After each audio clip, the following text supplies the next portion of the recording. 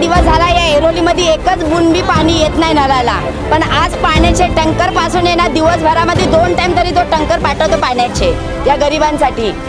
आज उद्घाटन झालं तर आम्हाला तर खूप मनापासून आनंद झाला की कुठेतरी आम्हाला देव पाहून आमच्या घरामध्ये पाणी यायला पाहिजे बस।